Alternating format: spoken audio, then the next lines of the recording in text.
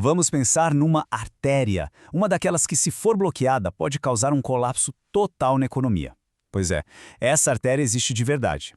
Hoje a gente vai fundo no Estreito de Hormuz. E olha, interpretar errado o que acontece por lá é um dos erros mais caros que governos e empresas podem cometer. Vamos entender o porquê.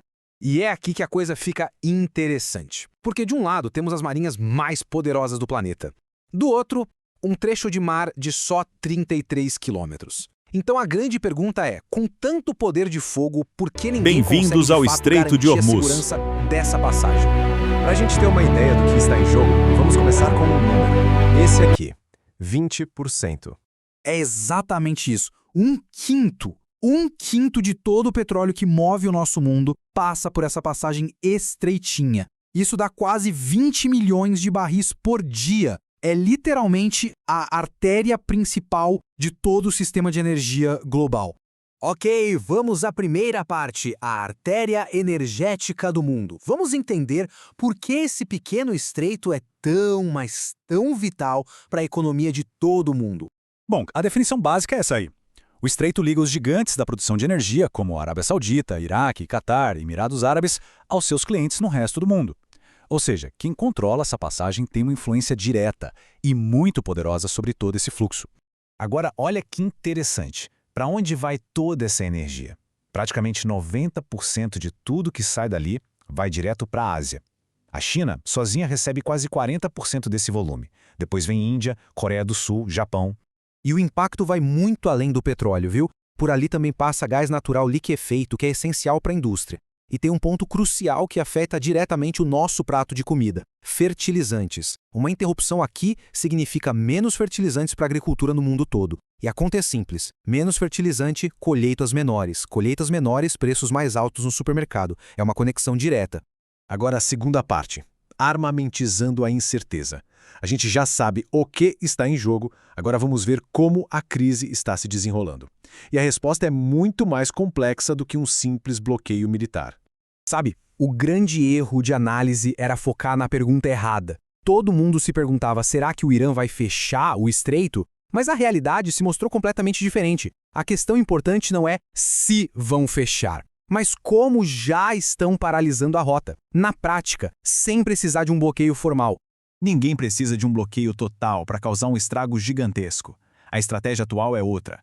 É transformar a região numa zona de instabilidade constante. O objetivo não é parar os navios à força, é criar tanta dúvida, tanto medo que as próprias empresas ajam, como se o risco de um ataque fosse iminente. E como se cria esse medo?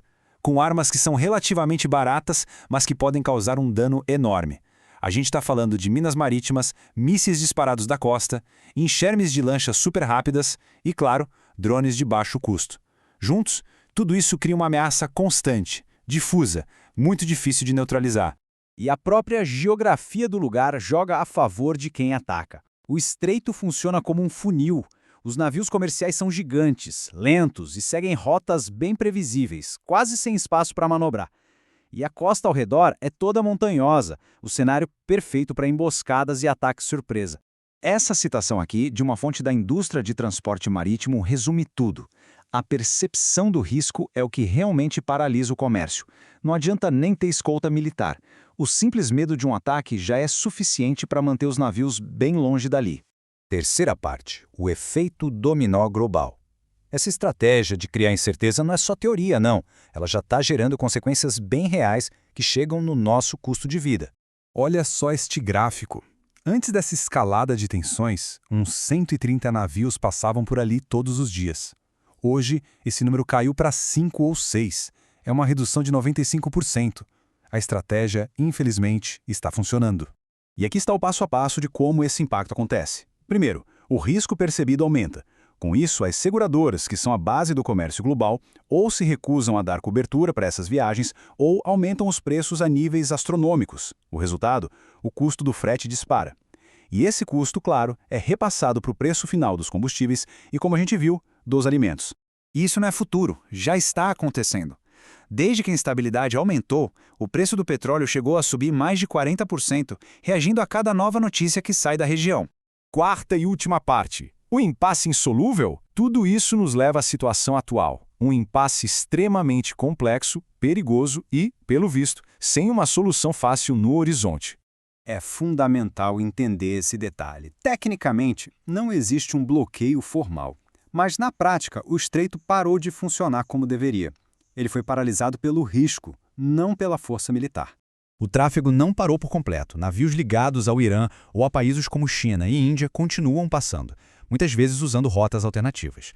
Mas a grande maioria das empresas ocidentais suspendeu as operações. E o mais tenso, muitas embarcações estão simplesmente desligando seus rastreadores numa tentativa desesperada de passar sem serem vistas.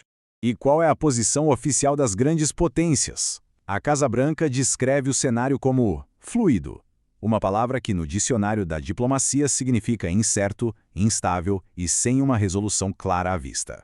E tudo isso deixa a gente com uma pergunta fundamental para o futuro. Se a simples ameaça de um drone barato pode paralisar uma artéria econômica tão vital, o que isso significa para a segurança de outras rotas comerciais pelo mundo? Parece que a natureza do poder está mudando bem diante dos nossos olhos. Fica aí a reflexão. E deixem aqui nos comentários a opinião de vocês sobre a importância de Hormuz. Se gostaram da análise, não esqueçam de se inscrever para mais.